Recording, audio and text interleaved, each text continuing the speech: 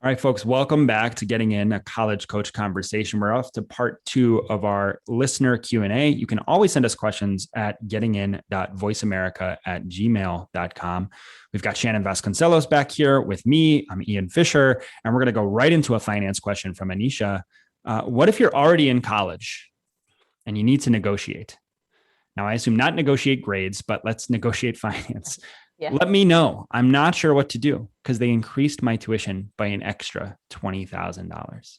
So what do you do if you're in this circumstance? You're already enrolled, right? You feel like you're there. Can you negotiate aid? Yeah, it is a very tough situation to be in. And I think, and this doesn't help Anisha much, but for the benefit of the other listeners, the time to negotiate as a high school senior, as an app or an admitted student who has not yet enrolled. That is when the colleges know you've got options. You can walk away, you can go elsewhere. You're in a good negotiating position. Once you are enrolled, you are not in a good negotiating position. The colleges, they certainly don't want to lose you, but they know that you don't want to go anywhere either in all likelihood. So you will probably stay regardless of if they give you any more money or not. So post-enrollment negotiation, really not much of a thing. Now, I would say in this particular circumstance, with a $20,000 increase, I wish I knew a little bit more about what was going on with Anisha, because that's not typical. This is not your typical kind of 3% tuition increase. That might end up being, a couple $100 or a couple $1,000, depending on how much tuition is. It's not going to be 20,000. So something else is going on here. I would expect it's some sort of loss of financial aid, maybe due to a change in financial circumstances in her family, maybe not making grades is another big one that causes folks to lose financial aid. So I think my biggest piece of advice is talk to the financial aid office at your school, Anisha.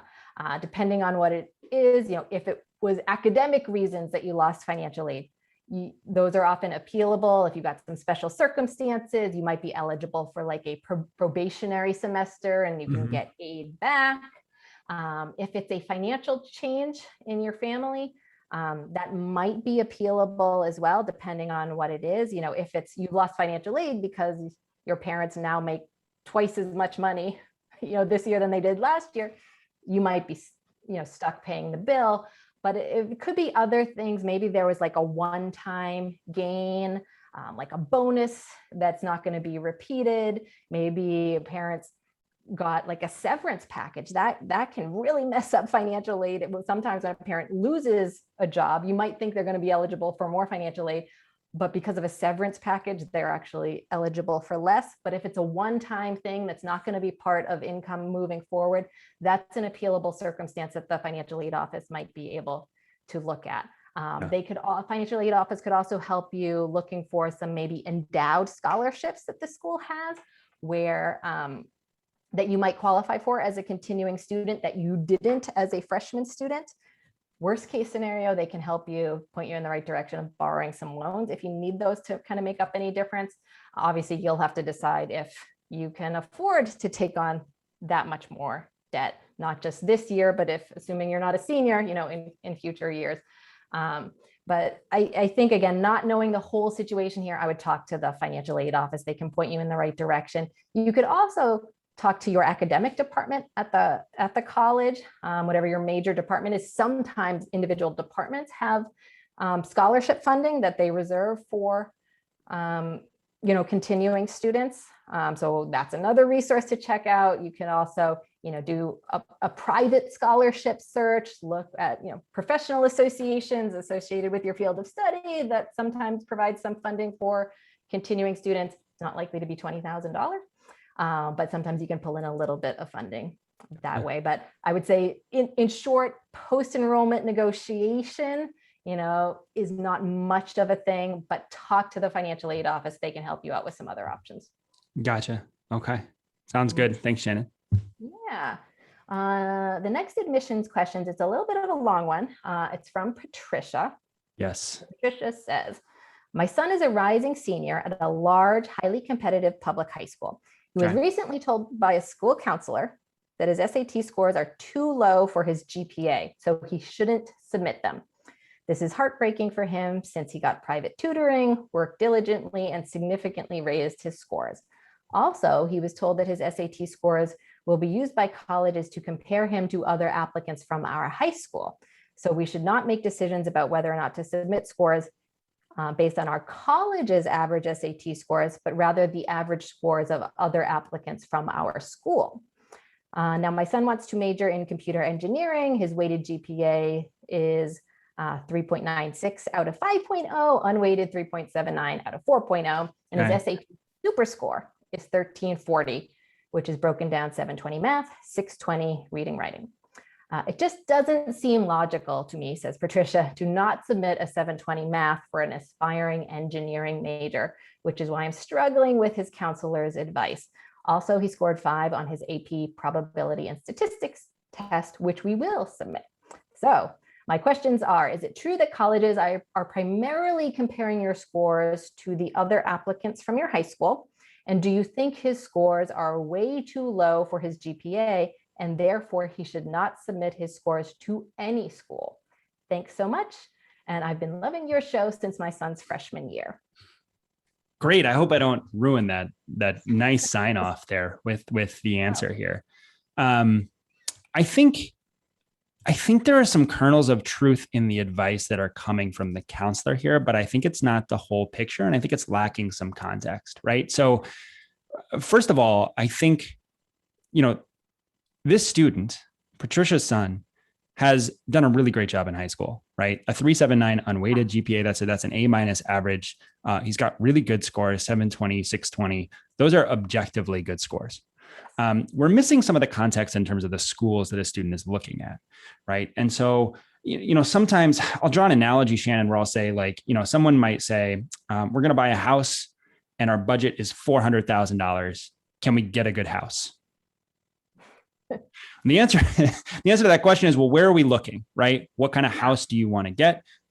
What part of the country? Like, there's a lot of detail that's kind of missing. So yeah, $400,000 is a great budget for a home. But if we're looking in the Bay Area in San Francisco, it's going to buy us a very different kind of home than if we're looking in rural Nebraska, for example, right? So we have to be cognizant of what the context is. Now, when it comes to that context, I think a school that likes a score from a student, that feels strongly about that student's score, given the average students that are accepted to that school, is going to like those scores, no matter what the other students at that student's high school are scoring. Right. So if a 1340 is above average, it's above average. And it doesn't matter if other applicants have a 1440 or a 1540, because that 1340 is still good. So this idea that a student is going to be looked at as less competitive by virtue of the fact that they have lower scores in the context of their high school isn't really holding a lot of weight for me, because it's more about what the college thinks about those scores than how it measures up within the context of that pool. Right. So that's the first thing. I think the second thing is, the sense that you work really hard on your SAT and you try to get the best score that you can get, and you elevated those scores, and feeling like, I really want to be able to submit these because I feel good about my effort here. I think that's a sort of feeling that we have to dispatch somewhat. And it really centers on, again, the idea of whether the scores are going to be competitive for the given college that we're looking at. But if they're below average, or if they're in that lower 25%, we should feel good about the option not to submit those scores and to fall back on, not even fall back, but to hold up this 3.79 unweighted as the student's academic performance. Right. And that feels weird because you put in all this effort and you really build towards something. But I think if it doesn't help you, and this is very similar to the AP scores that we talked about before, if a piece of your application doesn't help you, it's not something that you want to include as a part of your application for admission. So the good news is that really long-term, how you did on your SAT doesn't mean anything. It's, the rest of your life, it's like a completely irrelevant factor.